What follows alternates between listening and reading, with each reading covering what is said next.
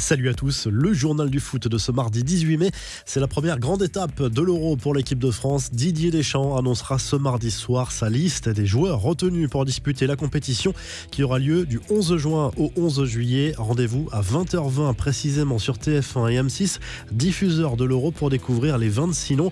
Selon l'équipe, le sélectionneur tricolore devrait s'appuyer sur une quinzaine de champions du monde avec peut-être une surprise. Les fans de Karim Benzema rêvent d'un contre-pied de Deschamps et donc d'une convocation du Madrilène pour l'Euro.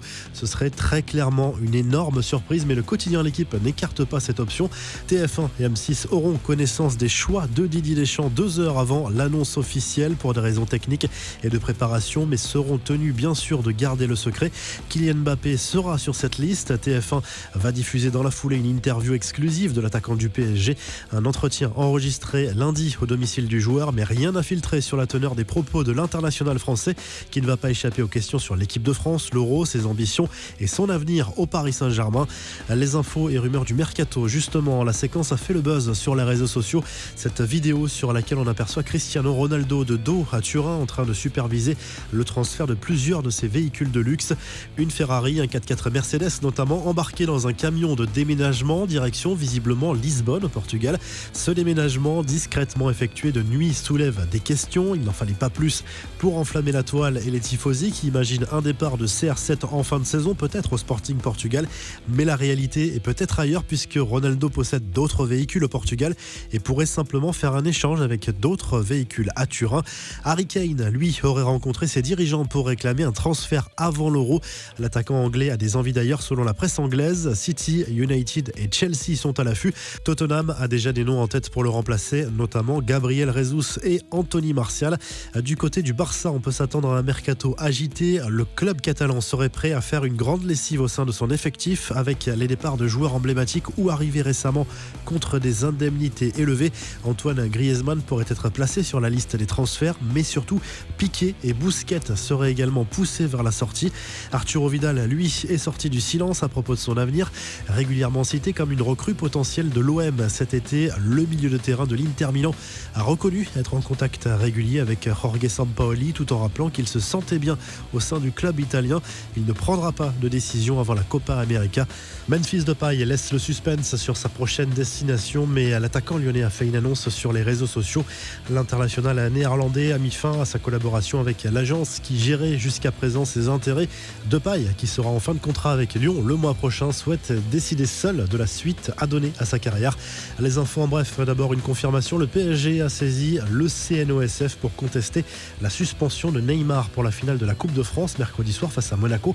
Comme l'explique RMC Sport, l'audience de conciliation est prévue ce mardi et la décision sera rendue avant la finale au Stade de France.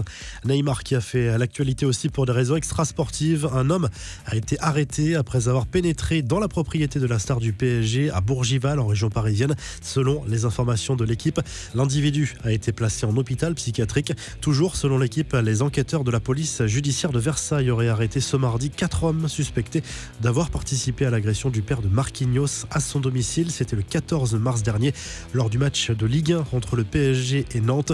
Enfin, Pep Guardiola, comme vous ne l'avez jamais vu sans doute, l'entraîneur de Manchester City a dignement fêté le titre de champion d'Angleterre, comme le montre cette vidéo qui a enflammé la toile lundi soir. On y voit le coach des Sky Blues, cigare à la bouche en compagnie de supporters de Manchester City, en train de reprendre avec enthousiasme l'un des tubes du groupe Oasis. La revue de presse, le journal de l'équipe partage sa une entre l'annonce de la liste de Didier Deschamps pour l'Euro et la lutte pour le titre en Ligue 1, destination en danger, titre Le Quotidien Sportif. À quelques jours de la dernière journée, Lille, qui se rendra à Angers, devra gagner pour assurer un 4e titre de champion de France dans son histoire, alors que le PSG sera dans le même temps à Brest. En Italie, la Gazette dello Sport consacre sa une à Zinedine Zidane, que l'on annonce sur le départ du côté du Real Madrid.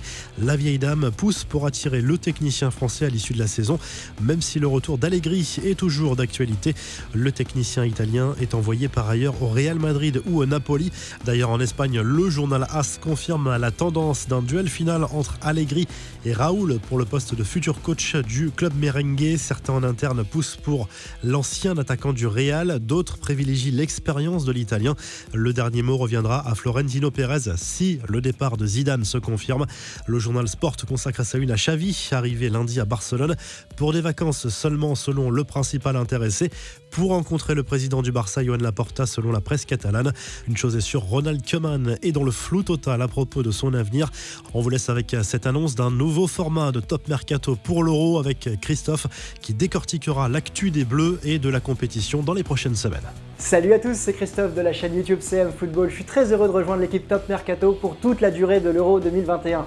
On se retrouvera tous les jours autour de midi pour un grand journal sur l'Euro avec les dernières actualités, les derniers résultats, les compositions et évidemment un grand journal sur l'équipe de France de Didier Deschamps. Didier Deschamps qui doit annoncer aujourd'hui sa liste des 26. Alors en attendant cette liste, n'hésitez pas à aller voir le lien en fin de vidéo. Je vous ai donné ma liste des 26 en espérant évidemment revoir Karim Benzema. Karim Benzema qui est pressenti pour être de retour dans la presse d'aujourd'hui. Qu'en pensez-vous? N'hésitez pas à nous le dire en commentaire. Je vous souhaite une excellente après-midi et on se retrouve ce soir pour l'analyse des 26 de Didier Deschamps. Ciao!